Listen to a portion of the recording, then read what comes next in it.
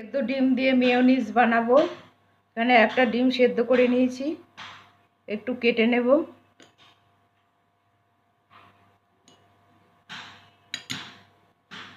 এটা মিক্সিং জারে দিয়ে দিলাম। 1/4 চামচ নুন দেব, 2 চামচ গুঁড়ো দুধ দেব,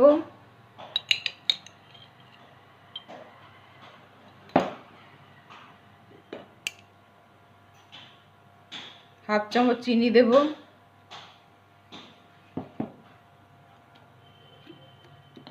1 চামচ ভিনিগার দেব,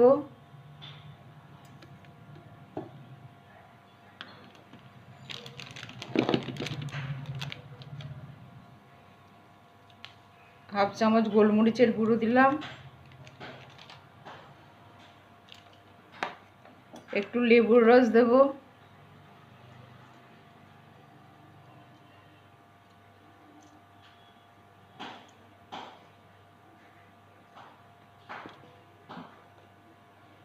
এখানে 1/2 কাপ সাদা তেল নিয়েছি, পুরোটা একসাথে দেব না, খানিকটা দেব, দিয়ে ব্লেন্ড করে নেব। আমি 40 সেকেন্ড ব্লেন্ড করলাম। এবার বাকি তেলটা দিয়ে দেব।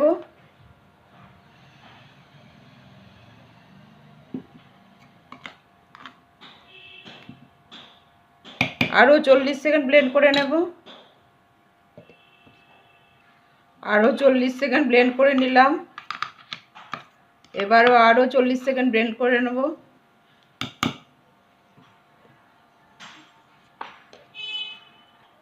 এবারও 40 সেকেন্ড ব্লেন্ড করে নিলাম। অনেকটাই তৈরি হয়ে গেছে। এবার নুন মিষ্টিটা দেখ, নুন মিষ্টিটা ঠিক আছে।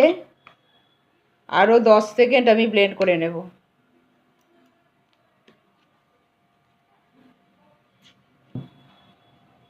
আরও 10 সেকেন্ড ব্লেন্ড করে নিলাম। এবার হয়ে গেছে। কি সুন্দর ক্রিমি হয়েছে দেখতে, খেতেও খুব ভালো হয়েছে। এবার একটা বাটিতে ঢেলে নেব।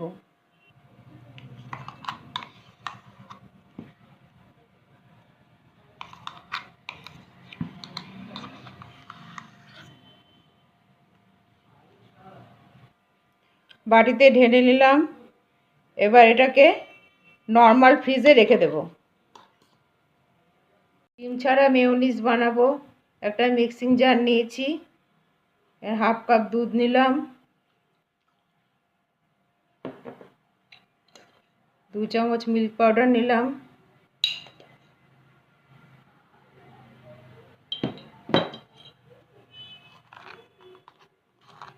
1/2 চামচেরও কম নুন দেব,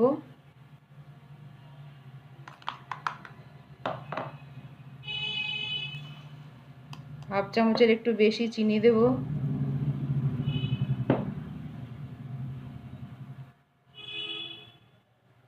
1 চামচ ভিনিগার দেব,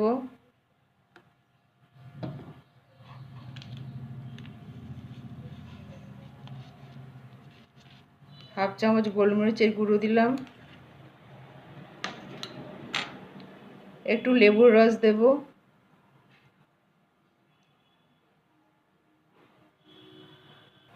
কয়েকটা কাজু বাদাম জলে ভিজিয়ে রেখেছিলাম 1 ঘন্টা, দিয়ে দেব। এখানে 1/2 কাপ তেল নিয়েছি, তেলটা পুরোটা একসাথে দেব না, সাদা তেল নিয়েছি, খানিকটা দেব।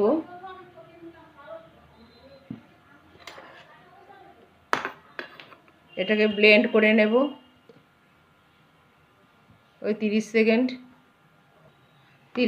ব্লেন্ড করেছি। এবার দেখব নুন মিষ্টি সব ঠিক আছে কিনা। সব ঠিক আছে। এবার বাকি তেলটা দিয়ে দেব।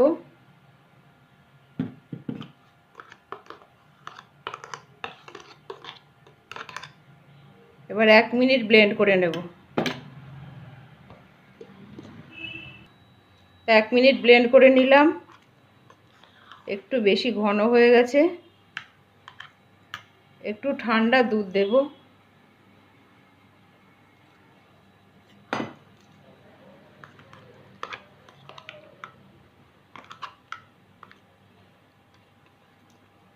আরও 30 সেকেন্ড আমি ব্লেন্ড করে নেব। আরও 40 সেকেন্ড আমি ব্লেন্ড করে নিলাম।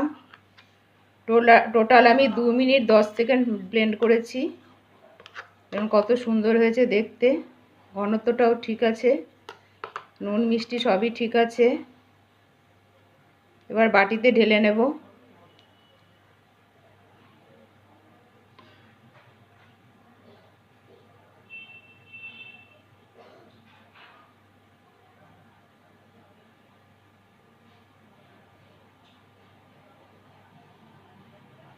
বাটিতে ঢেলে নিলাম, এবং কত সুন্দর।